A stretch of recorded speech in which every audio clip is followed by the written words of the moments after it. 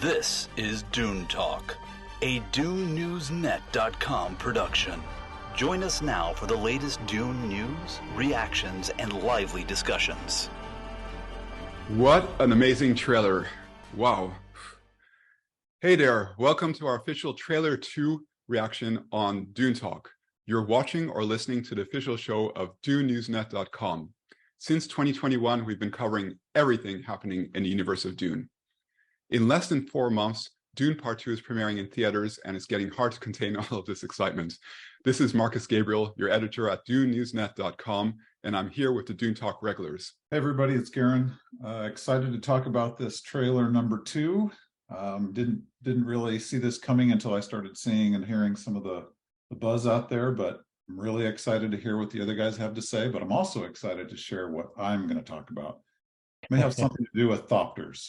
Yes, this was kind of out of nowhere, just kind of crept up in the matter of 24 hours or so, and then when it dropped, I think everyone just lost their mind. So Johnny Sobchak here again, really excited, of course, to break it down. Lots to talk about, so without further ado.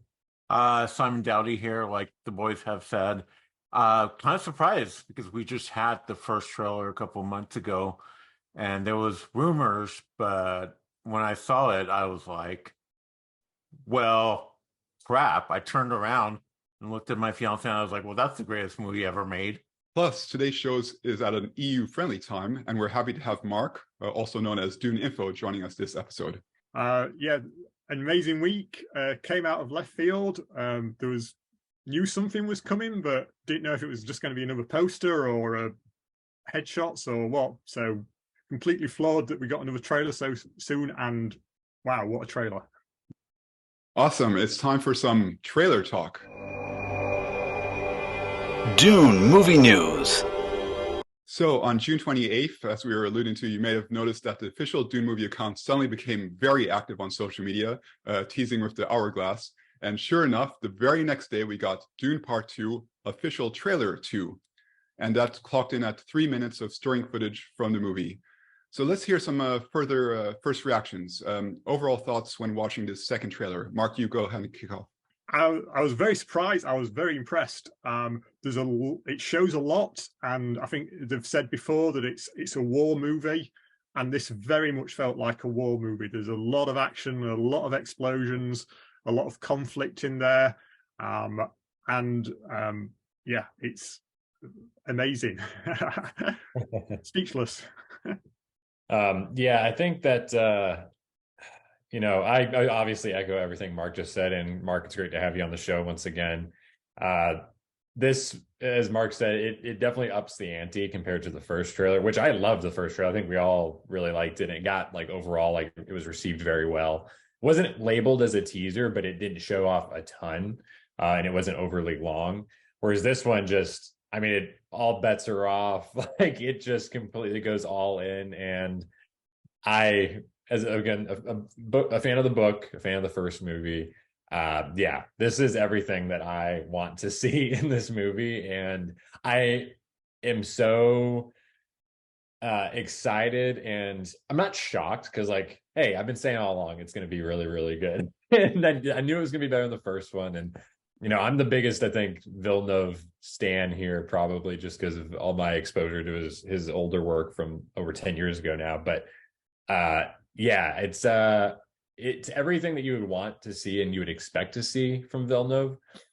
But it's so much stuff that he's never done before, and it still looks amazing. It's up to the standard that I would expect from him. And as Mark said, it is a war movie. Villeneuve has said that as much, and this looks like all-out war, and the tone of the trailer is much darker. It's much more intense than the first one. And I think, as I said on social media, on Twitter, I think that this is really going to move the needle and get people really excited, even if they, of course, aren't fans or aren't maybe familiar with the first movie as much, or the novel. I think this will pique their interest for sure. I really think this is a genius design for a second trailer. And the reason I say that is there's so much in here for us fans to pick apart. And even some of my reactions were like, wait a minute, you shouldn't show that yet. That's too soon to show that. But it's because I know the story so well. But to someone who doesn't know the story that well, they loved part one. They're excited to see part two. There's so much to tease you and get you interested in what's this like this you know, the scene, the fight scenes, the war scenes, there's so many things that are going to be introduced that are unknown to someone who isn't familiar with this story. But to me, I just was almost like, you're letting the cat out of the bag here. But it looks beautiful. I'm so excited they're doing this, because it's just upping everyone's excitement, whether you're a longtime fan or whether you're a new fan. I agree with all of you guys. I mean, trailer came out of nowhere, like I said before, and as I was watching it, I was like, don't show too much. Keep the mystery alive. But it's so interesting. Like the first trailer we got was kind of more the Chani-Paul relationship. And what's great about this trailer is the way it's cut. We do get a lot of war imagery. And like Denise said, this is a war movie. But we also get some moments with Paul and Chani where we can really see that relationship grow. And it was just like, for a 3-minute trailer, as I was grabbing freeze frames, I was like, there's a lot. I think I was at just like the minute mark, and I already had like 20 good freeze frame of just stuff that we'll eventually talk about. But I was just like, they're showing so much, but yet not so much. And we warned everyone a couple of shows ago when the first trailer hit, it's coming, get ready. And this is the perfect example. I thought this was going to show with Indiana Jones, because I was like, what movie can they show this in front of? My fiance went to go see Indiana Jones, and she told me there was no Dune trailer. So maybe Mission Impossible 2, Rebecca Ferguson is in both movies. So who knows? Johnny, do you have any insight in that?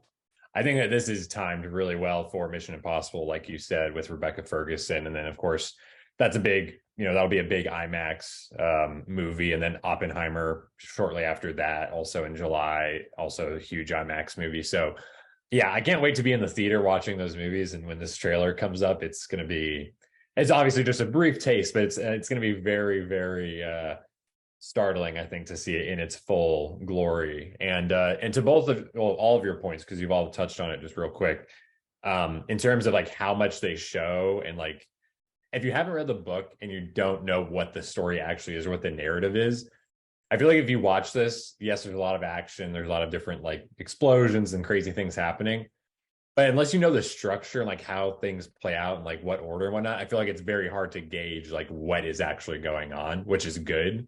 And it's interesting the fact we're, as mentioned, 4 months out from the movie, so there's a lot more room for more coming in the next 4 months over the summer. Yeah, and it's great that they have this trailer available now for all the films that are coming up.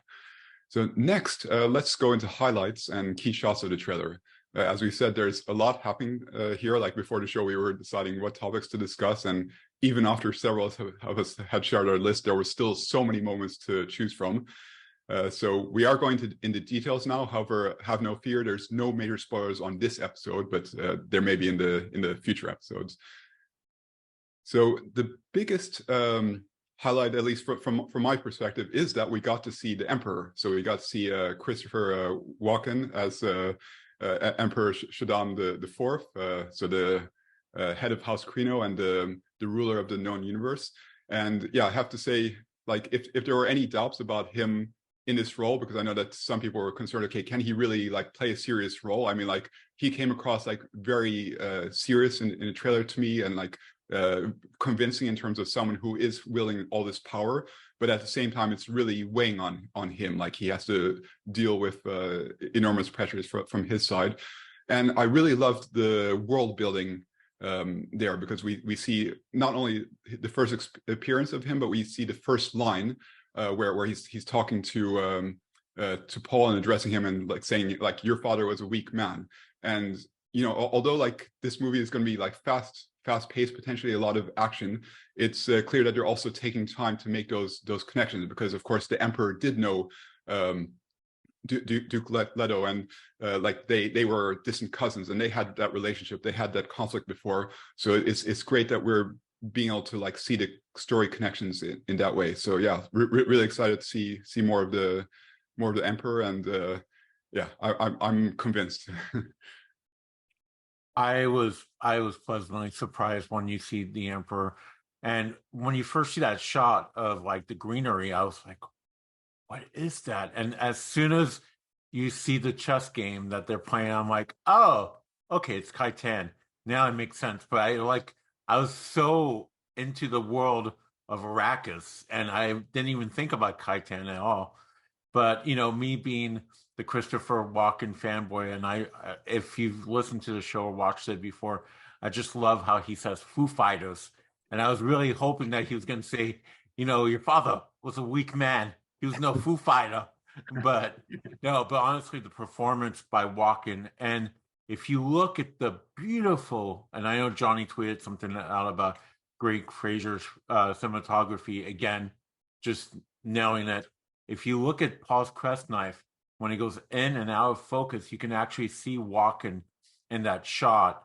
And you see him kind of being kind of defeated at that point. He's head down and just know that his time is going to be over soon.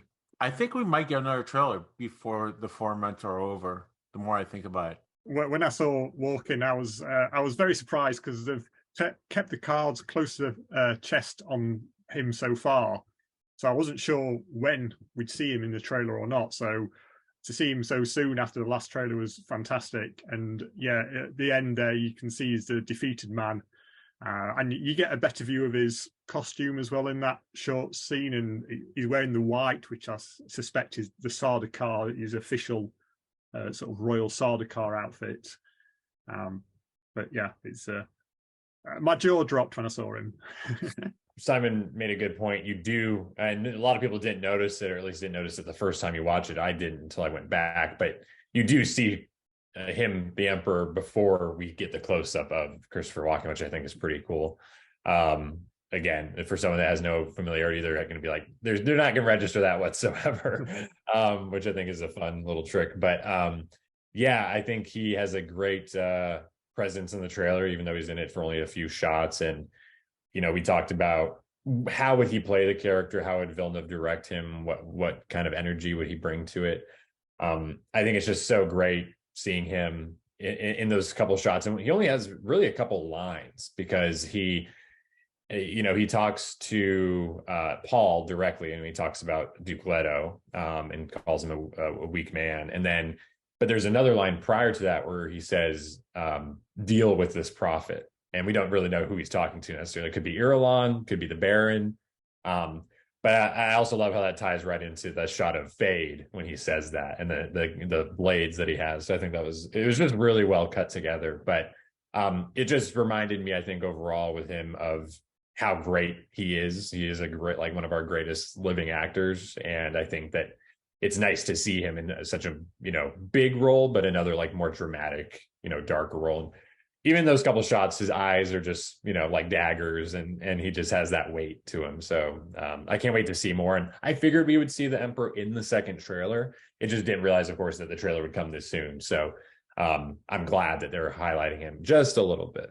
Yeah, and to Simon's point, that transition from like the desert of Arrakis to this lush vegetation on Kaitan, that's amazingly done. Like I'm looking forward to see a lot more of that in the movie. Like we've seen bits and pieces now. Like I wonder if this is like the scenes where they shot in Italy, and where Florence Pugh and Christopher Walken, if he was on site there as well. Like I can imagine, this is when they were in the garden and playing a game, like in a more peaceful setting, having that conversation, and then Irulan brings up the topic of Paul. I think that's going to be a really intriguing scene. And yeah, this is just small bits and pieces we've seen of Kaitan. I can imagine that there's going to be a lot more in store there.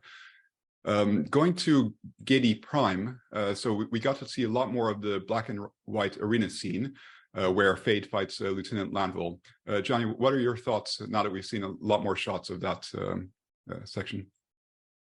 Yeah, I was scrubbing through this trailer late last night. I was doing some writing, and I messaged one of my chats that I'm a part of, that we all love Dune, and I was just like, this whole Giedi Prime like gladiator sequence is genuinely insane. Like, and there's so many insane elements to it. And I know we, of course, got a glimpse at it in the first trailer. The black and white was the most stark, obvious, element of that. But here, and we talked about this on previous episodes, I specifically mentioned it and was like, what is going on here? And it's those in the book, the novel, they're referenced as like handlers in the arena. And there are these like nightmare fuel figures that are in the arena, in the background behind Feyd and Landville, who he's fighting. And they're just like very tall and lithe and pitch black coloring to them. And they have these insane headpieces, at least that's what it seems like. And they have like almost like riding crops or like whips that they're holding.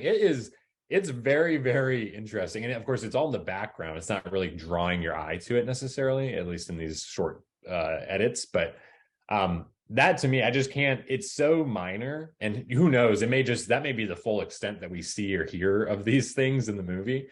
And I kind of almost want Villeneuve to leave it to your imagination as to what their function is. But yeah, it's just that. And then, of course, the black and white, we get more photography. We get the close up of the Baron, which I thought was great. And his, the line that he has talking about, show me who you are, presumably talking or referencing Feyd there. And then Austin Butler, once again, just looks so like feral and savage. And I can't wait. I can't wait to see more Feyd. I think that there's going to be a really interesting dynamism to him. I don't think it's just going to be this mode that he's in, of course, but he seems really adept with the hand-to-hand and the stunt work, and of course he's working with Roger Yuan, who is the fight choreographer, which is great. And then also, in addition to the handlers, which I think are just so interesting, we get a better look really at the Coliseum, essentially, for lack of a better term, that they're fighting in. And again, you can see my background. That's what I have right now. And it's the way it's captured, and there's people have been pointing out there's this kind of contrast between this shot, which is Feyd in the, at the bottom of this arena looking up, and there's these thousands and thousands, maybe 1 million people basically, and they're watching him. And then, you have Paul in these other sequence later on the precipice where there's all the Fremen beneath him, and he's holding up his knife. There's definitely a really fun visual contrast that they're going for with him and Paul. But just the design of this arena and Coliseum, and it just reminds me, it's like evoking like German expressionism and like these huge, like almost like Metropolis, Fritz Lang, like just bigger than you can comprehend. I think it's just so cool, and it looks great so far. And again, what Greg Fraser is doing, cinematographer, I think is just incredible. So I thought all of that stuff on Giedi Prime was really, really cool, even though it wasn't a whole lot more compared to the first trailer. I was going to say, Johnny, when I saw those handlers again, I was like, God, they got even more creepy in this trailer. And my first reaction was, I was thinking of that David Bowie song, Scary Monsters, like just of them dancing around in the background. But yeah, the Coliseum just looks so massive. And I didn't even think about the contrast between Paul and Feyd. But once again, it's the yang to the yang, and it is very Metropolis, Fritz Lang, German expressionist. Yeah, I was just going to say, with the handlers, if you watch how they're moving, they are moving almost like ballet dancers or something. They're very graceful. And we know that Denny likes to use dancers, like for the human spider, he had dancers, and the walk without rhythm, that he got a dancer involved in that. So I'm just wondering if there's some more choreography for those bizarre handlers. Well, I wonder if that spider is the evolution that will eventually become these handlers. I don't know. Pokemon, is it? I don't know, but I really hope that they make like a pop figure or just the handlers. Yeah, they're creepy, and I approve of it. Meanwhile, the conflict is escalating in earnest on Arrakis. So while they shared some precious quiet moments in the first trailer, as we were mentioning, Paul and Chani are also going to be literally fighting side by side against the Harkonnens. Garin, I know that the scene with the two of them operating heavy weaponry caught your eye. Yeah, so I think Simon mentioned earlier that, you know, we're going to see the evolution and the deepening of the relationship between Paul and Chani. But what I like about the trailer is it reveals that there also is going to be this this more combat-oriented relationship that they're going to have. So, you know, Paul says to Chani, you know, can I fight beside you? Which is just indicative of this, the strength of Chani. I love that Villeneuve is going with a real fighter leader persona to Chani. I really like that development, that nuance. But yeah, in terms of substantiating his epic war movie claim, I thought this was just a great shot at about 28 seconds into the trailer, where Chani has a bazooka, no less, which is totally awesome.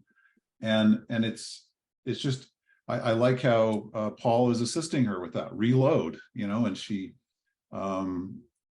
takes out an ornithopter, and it happens super fast. Obviously, I've studied that shot a number of times, and you can see you can see one of the Harkonnen sort of transport vehicles that almost looks like a bug over one of the spice factories on the ground beneath.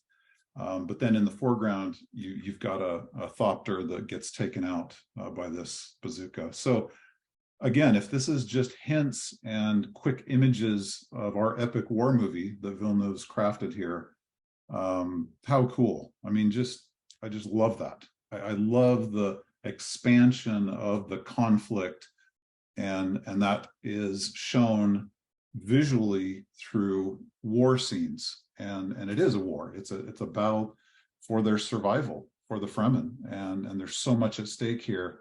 So when you translate a story as well done as Frank Herbert's Dune into a visual experience, which Denis is an expert at, one of the best, you're going to show that through these epic war shots and quick moments of conflict.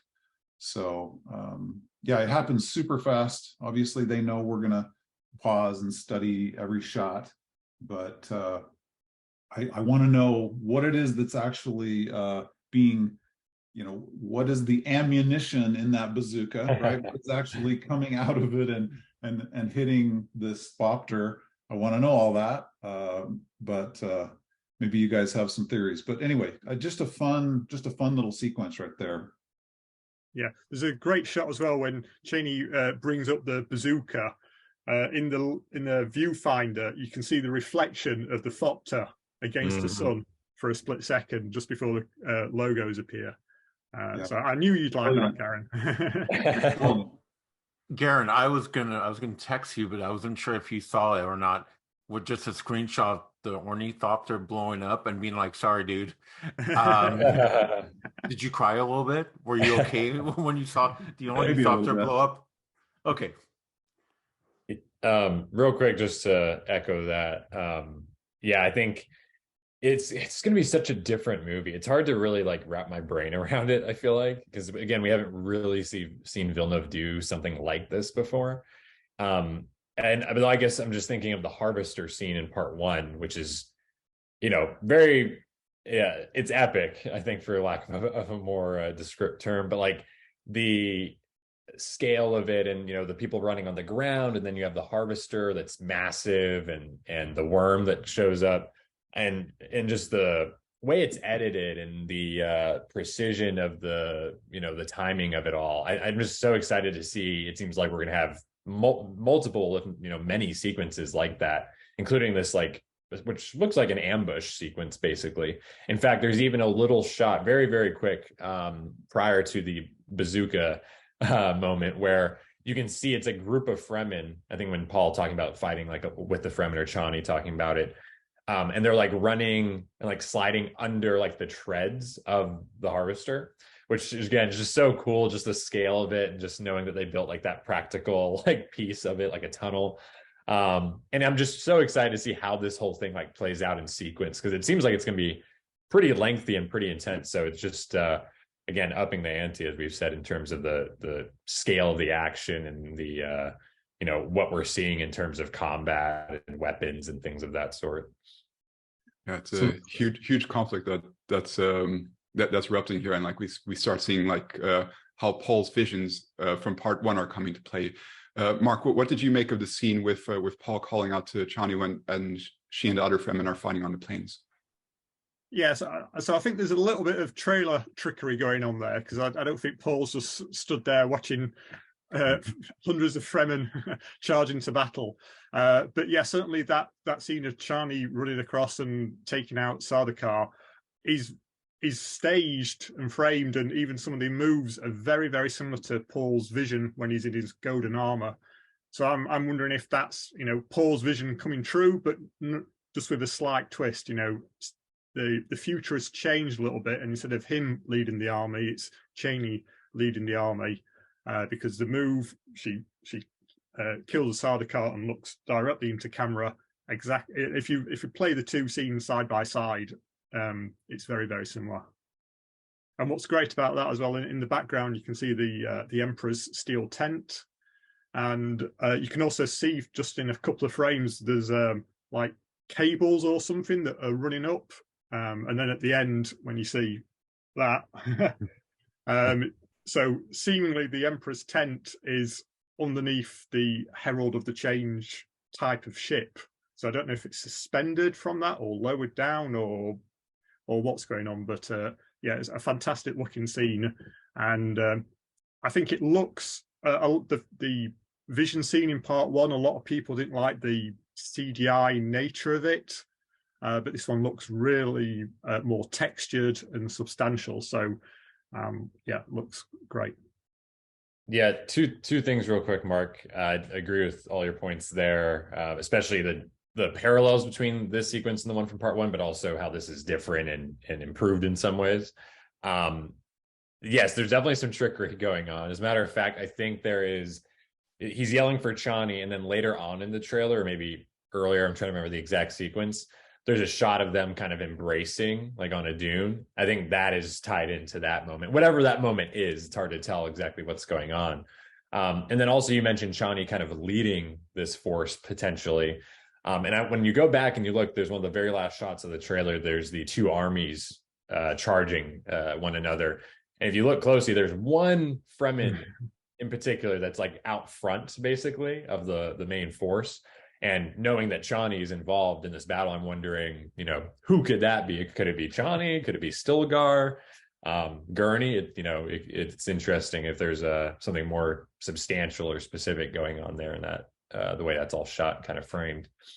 Yeah, and there's also special reunions amidst all this warfare. So Simon, I can imagine you were happy to see that Paul and Gurney moment on screen. I was. So say what you want about the 84 movie, but the original Kyle MacLachlan, Patrick Stewart, when they reunite, I still get goosebumps. I still have a little tear, especially every time I read it or listen to it in the audiobook. It's so important and so crucial for Paul because it is a connection to his bloodline. Sure, Jessica's there, but, we all know Paul and Jessica don't see eye to everything. And Gurney was one of Paul's only friends, really, with Duncan. And just the emotion there being like, this is my friend, this is my teacher, this is part of who I am. Gurney is not an Atreides by blood, but he sure is an Atreides, an adopted one, very much like Duncan was. And I love it that we're going to have all these epic war battle scenes, but we're also going to have this quiet little intimate moment in the middle of the battle scene and see them reconnect. It's also great. At first I was like, oh, don't show too much of Gurney, keep him as a secret. But I get it. Josh Brolin was announced in the cast. You have to show him. And I love that scene so much in the book and the 84 movie. Even, like I said, the 84 movie, that montage, believe it or not, that was one of the things that inspired me to go to film school. That stupid little montage, but it is so touching seeing two friends seeing each other. And we don't know how long it's been in this version, that Denis doing, but it's been years. And like everyone's pointed, Gurney had short hair and now he has super long hair. So time has gone by. And I think it's just such an important scene. And just the dialogue, if you read the book, you know, when he calls him a young pup, it means so much in the book. And also maybe there's a pug somewhere in the background. Just hope. But yeah, what do you guys think of that scene? As you say, yeah, it's a great scene in the Lynch movie. I was very surprised that we saw it in the trailer. But yeah, very happy to see Paul and Gurney reunited. And I'm hoping for a trading card with it on as well, like the '84 movie. But and as you were mentioning, it has been at least several years, and all this time, Gurney believed that Paul was dead and he was killed, and the only reason he was staying on Arrakis is to get revenge against the Harkonnens and Rabban especially. And like likewise for Paul, like he didn't know like who was still alive, that like if there were any other Atreides survivors. So it's a really poignant moment. Speaking about that, Gurney versus Gurney versus Rabban. Mark wrote an amazing piece after our podcast that we talked about possible fight. And Mark, how happy were you to see those scenes show up? Were you like, yes, victory? I was right. Well, you know, there's always a possibility that a sandworm will eat Rabban at the last second and Gurney won't have his revenge or something. But it certainly looks like we are leading up to a face-off between Thanos and Drax. I mean, Gurney and Rabban. Yeah, and Garin, just on the last show, you were talking about your anticipation for how the Ornithopters would be used in combat. So we saw how one of them had been destroyed, but we also seen like how destructive Ornithopters can be when put to bear against the other force. So give us your lowdown on those shots. So the shot that I'm really getting into is 1 minute 57 seconds into the trailer. And again, it always reminds me of shots from Apocalypse Now, where you've got, you know, this whole group of combat helicopters going into battle with you know the thundering music behind it. That's what this shot kind of harkens for me is that scene.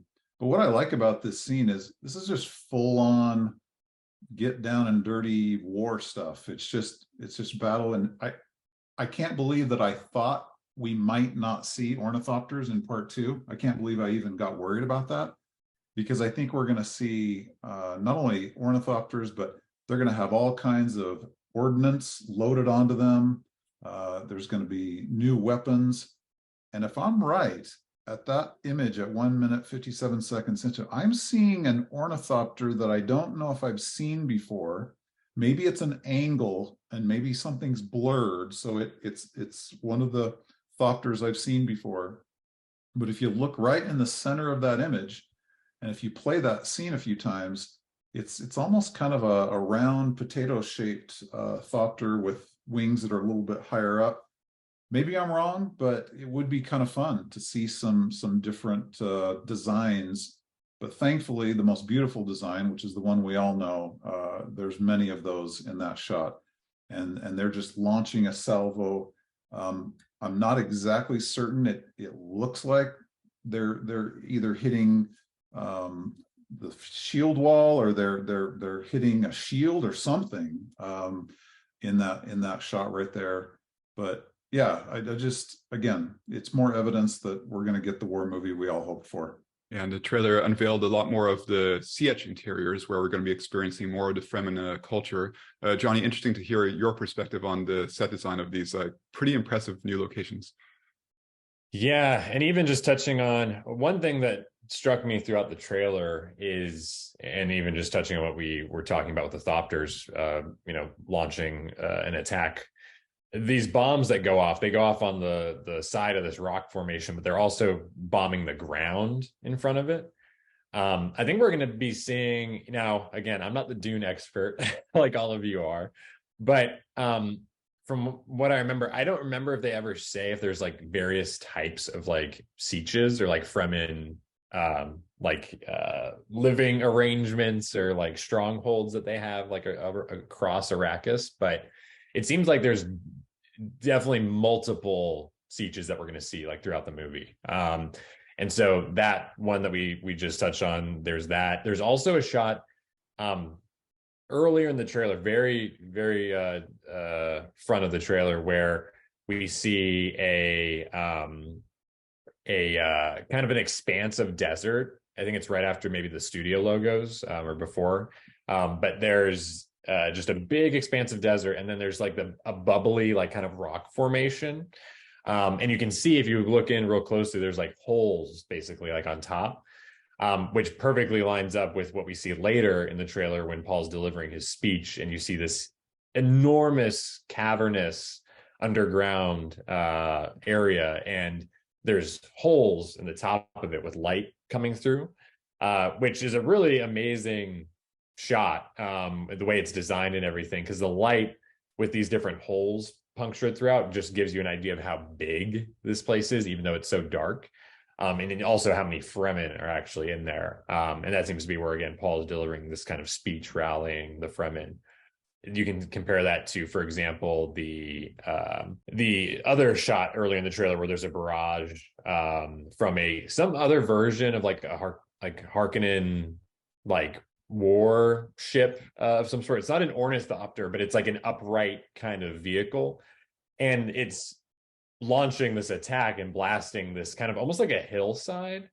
But again, if you look closely, it kind of looks like there's like holes in the side of it, and there's like maybe even like walkways or paths on the side of these hills or on top. So it seems like, you know, the Harkonnens are going to be trying to hit them anywhere they can. So it'll be interesting to see, you know, how the Fremen are affected by that, or how they react to that. You know, are they tricking the Harkonnens at all? Are they, you know, going ahead and moving, and it's going to be guerrilla warfare, of course. So, you know, how do they kind of strategize, and how is Paul involved with that? Because they do touch on that quite a bit in the book, from what I remember. So that's going to be a really interesting, I think, fun kind of element of the war that's going on between these different factions.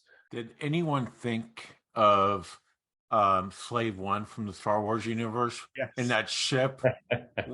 I'm surprised I haven't seen any memes of that yet. Being like, well, Star Wars stole that also from Dune. But as soon as I saw that, I was like, is that Boba Fett or is that Django? I thought exactly the same. I don't know what it was, because it doesn't really look like it when you consider it, but just something about the shape and its angle and the direction of fire, it's just like, yeah, Slave One. Yeah, and that indicates that there's going to be a lot of pain on both sides of the war, because, of course, you know, as Johnny mentioned, there's guerrilla warfare here, like with the Fremen, you know, like attacking the Harkonnens at every opportunity that they get, like, you know, disrupting their spice operations. We see probably like one scene with Raban, that's probably like when he's trying to like get away from one of those attacks, likely. But then on the other side, like the Harkonnens are really going all out. So like, you know, Raban's desperate to get rid of them and get things under control, like so that he can please the Baron. So there's going to be a lot of damage to the Fremen as well. And Mark, there was also more revealed from the Water of Life scenes. Yeah, so in the first trailer, we saw Jessica seemingly taking the Water of Life, and we also saw someone carrying in a glass bottle with clear liquid in, which we all assumed was the Water of Life. And in this trailer, we see Romalo, the Fremen Reverend Mother. So I've not been able to find out any casting information for her yet, but you know, she's in it at least. And there's also another shot with some fingers going into some blue liquid. And I think that shot is perhaps from a different scene later on, but it's interesting that we've got blue Water of Life and clear Water of Life. So I don't know if one's meant to be the changed water or not, or if it's or if there's another red herring in the trailer and this is something completely different. But I did like the fact that the spice, the Water of Life, was blue. And in Jodorowsky's Dune, he did make the spice itself blue. It was almost like a fungus. So you were harvesting this blue fungus. So I like that little touch there. I'm excited to see if they're going to go full crazy I can never pronounce that word, but psychedelic Water of Life scenes, or if it's going to be really subtle. Yeah, the script for part 1, because that scene was moved to part 2, was some crazy, you know, in the book you have this internal description of Jessica changing the molecules and the atoms to form new catalysts and stuff. And there's a description of that in the script for part 1, which is similar to the Jodorowsky storyboards as well. But how you'd present that without it being very trippy, I don't know.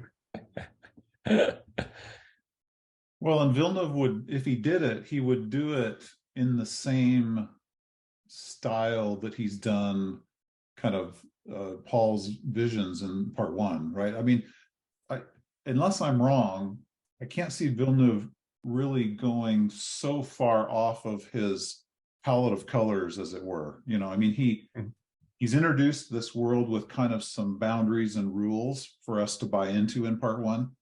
So, but then again, maybe he does want to take us to a whole new place, Mark. You know, maybe he wants to, you know, help us understand that this water of life experience is beyond anything we've ever experienced before. So yeah, it could go that way too.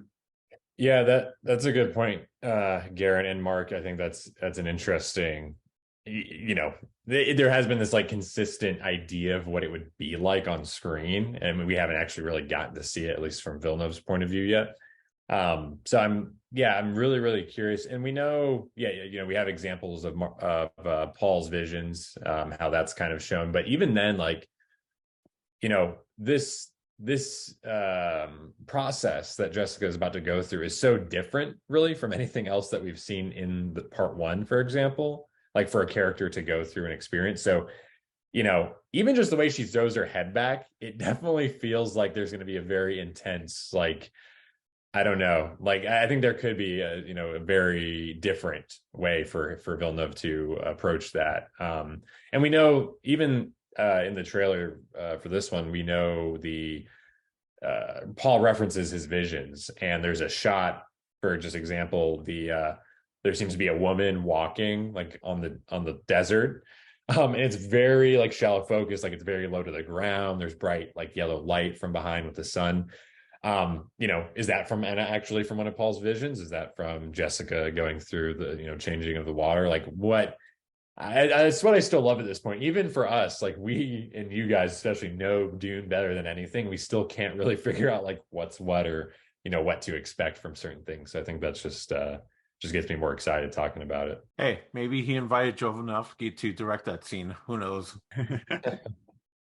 I still would have loved that Jodorowsky movie to happen back in the day, because they would have been bonkers. So the last highlight for now, but not the least, back in May, we discussed how Alia will be portrayed in the movie. Well, we got a shot or two that could be of a child that could be Alia. Simon, if that does turn out to be her, do you think they got it right? So at 2:29 and 2:30, it's quick shots. Like you see Stilgard raising his crysknife again, ready for battle. And then you see this shot of someone walking what looks like sandworms in the background. And it looks like it's her, or it could just be me being crazy and putting too much, having my tinfoil hat on and maybe watching the Jodorowsky documentary too much. But it looks like it is a possibility. And maybe if we get a trailer for a third trailer, maybe she will actually show up in the trailer. I first saw it online. I was like, no, crazy. And then I went back and rewatched it a couple of times. At first, at the 2:30 mark, I thought it was Paul walking up. But then I was like, no, that looks like it's a kid. It looks like a small kid.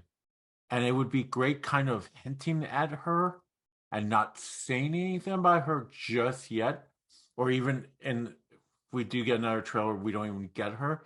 Because she is kind of I don't want to say a major spoiler. She is known by the end of the first movie that she is coming, but how important she is and what she does is a spoiler, and we'll get into that eventually. But if it is her, I'm glad. And then I posted it, you know, on Twitter, a couple of screenshots, and people were like, why would she be in the background of Stilgard? I'm like, come down. It's just a still, people, you know. I don't know. What do you guys think? Am I just wearing my tinfoil hat again and just being crazy? No, I agree. I didn't want to sort of create something that wasn't there. Even though that shot at 2 minutes, 31 seconds kind of is a mirage. I didn't want to create my own mirage there. But you're right, Simon. We were introduced to, I pronounce it Alia, but we were introduced to her as a baby there, so that's part of the vision. I almost wonder earlier in the, I don't have the time stamp, but earlier we see this youngerish woman walking into the distance. It doesn't appear to be Chani in my experience, but she's walking away. Is that a vision of Chani in the future as an older person, an older teenager, perhaps? I don't know. But this shot you're talking about, Simon, I mean, I don't know who else that would be. And not only that, that's one of the things that she does. I'm not going to spoil anything, but that shot right there is reminiscent of something in the book that I'm thinking about. So I think it's a possibility. That shot where the character's in front of a sandworm breaching, that looks very similar to the very, very first teaser that we got posted on Instagram by Chalamet, where there's a character sort of out of focus walking. Mm. So I think that's Paul myself. I could be wrong. I'm not sure, but I think if the particularly on the shot with Stilgar, if they are going to show Alia, that's going to be important. They're not just going to sort of accidentally include her in a shot. It's going to be, you know, a reveal of some character, a CGI character, an actress, however they portray it. That's going to be something important that they show at some point. But you know, we've not seen Thufir, we've not seen Lady Fenring in this trailer. There's a number of characters that are still conspicuous by their absence. So even though this trailer shows a lot, at the same time, there's still an awful lot we don't know. There's shots that we see that's like, what's going on in this shot, particularly on the previous one with the dead birds. So yeah, this trailer just made me more excited because we know a lot, but there's a lot we know we don't know. Yeah, I think I'm definitely with Mark there. I don't want to say like, oh no, it's definitely wrong or it's definitely right, because I mean, none of us really know for sure, but I agree with his thinking, and I don't think that Alia would be just. And it's so funny because Dune fans, I feel like, are just freaking out about this character. I'm like, what? Chill out. Like, I know that there's some other things I haven't read yet with that character, but it's just the presence of that character in this film is going to be so not substantial that I'm hoping no one's getting their like expectations like set sky high just to be disappointed. But I definitely think she's in the film. There would have been no point to reference her in part one if she wasn't. And I think that if and when we do see the character before the movie comes out, whether it's in a trailer or some other promotional material, it'll be obvious. It'll be clear. It's not going to be something that we have to, you know, parse out or kind of analyze. I do think that, and quite frankly, at this point, I hope that Alia is in nothing before the movie comes out, just so everyone else can wait and find out what the character actually looks like and how much they're in the movie. But yeah, I think that you know we haven't gotten through Fear at all yet in anything, either of the trailers. We do know that the character is in the movie because we see it in the credits. And yeah, Lady Margot Fenring wasn't in this trailer, some of those other characters, and even I'm blanking on the name of the actor right now, but we know that there's Tim Blake Nelson. Yeah.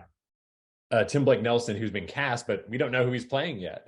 And so you know, there's a lot that we still have to wait and see. And will there be navigators? Will there be, you know, other characters that maybe wouldn't typically be expected to show up in this movie? But yeah, I think right now just gotta relax, gotta wait and see what happens with Alia. But I think the speculation's fun though. I mean, I'm all for that. So go crazy. I think part of the thing with the speculation of Alia is, say what you want about the Lynch version, but Alicia Witt as Alia in Lynch's version is so creepy and is such she's such a memorable character. You know, that's one of the things that people take away from Lynch's Dune. If nothing else, it's like that creepy kid with the weird voice. And so people are wanting to see what Villeneuve does with Alia in this one, I think. My brother is the Kwisatz All right, so we're 2-2. Marcus, you're the tiebreaker. What do you think? Yeah, so I wouldn't be surprised if like the shot of that kid behind Stilgar, it could be her, but I think it's right. Like when she appears, like we'll know that it's her for sure. But I think it goes back to what I was saying in our previous episode. I don't think she's going to have a big role in the movie. I think she's going to be clearly present, and she's going to like have her important moment at the end. But I think they're going to keep it like minimal as possible, so that they can make sure that she's convincing, and it's going to be a child actor after all. That's from my perspective. You're talking about how weird the character is and how weird the character is and memorable in the Lynch film. Like, it's probably going to be very weird. So I feel like that's something you hopefully save, at least for the most part, for the movie, because it'll be more interesting and I think kind of shocking if you see it in theaters. And also, maybe it's a little too weird for general audiences. If they see that, it's like, okay, what's going on here? Like that, I think that, and even, we've talked about it a couple of times, and again, we don't know what Tim Blake Nelson's involvement is, but like navigators potentially being in this movie, like that's another thing where if they are in the movie, I don't think that that's something they're going to advertise necessarily. And I think that it's best saved maybe for the movie as kind of like a surprise and something that's just going to be a little bit more out there. So yeah, I think I definitely hear all the thinking on Alia for sure. I mean, I think it's definitely plausible in terms of what we know from the book that it could be her, because like as a little kid, she's already, I guess, feared in a way, and like she has the awareness of someone who's much older, so it would make sense for her to be like the only child in a situation where there's other adults. So it would make sense. Great. So we're wrapping up here for today, but as mentioned, look forward to further full spoiler breakdowns that are coming up. So Mark, glad you could join us today, and also appreciate all the recent pieces on DuneNewsNet.com, including the Paul-Gurney deep dive. Where else can people find you? So thanks for having me back on. It's been great. People can find me on Twitter, Facebook, Instagram, YouTube. Just search for @DuneInfo, and you should hopefully find me. Mark, thank you so much for coming on. It's always a pleasure talking to you. Guys, thank you for doing the show. If you think I'm completely insane in my theory, leave a comment below. Leave a comment. Tell us what you thought of the trailer. Also, if you didn't like the trailer, let me know why. You can do that personally at SDowdy on all the socials, or you can just leave a comment on the YouTube page. But hey, we got a lot, and we got not a lot, like Mark said. It's going to be fun. 4 more months, guys. 4 more months. Yes, I 100% want to thank Mark for joining the show once again, and also everyone for supporting the show. And, again, this kind of came out of nowhere, but I'm glad we have some more stuff to talk about and for people to listen to and watch, and definitely give us your feedback and your thoughts, because I'm curious to hear more from everyone. But Johnny Sobchak here, you can find me at Johnny Sobchak on Twitter, Letterboxd, Instagram, all that good stuff. And looking forward to the next episode. Yeah, loved having you on, Mark. Thanks for joining. I love your deep knowledge and your forensic approach to so many things. It's really fun. Thanks everyone. Thanks for joining. Please leave us comments, thoughts. And again, you can find me on Twitter at Dune Companion. Yeah, thanks everybody for all the support. It really means a lot to us. And yeah, as mentioned, like if there are specific scenes or thoughts that you want us to cover in more detail on the upcoming shows, just let us know in the comments on YouTube or on social media. This was Marcus Gabriel, and you can find me at Marcus's Writing. See you all next time. We hope you've enjoyed Dune Talk.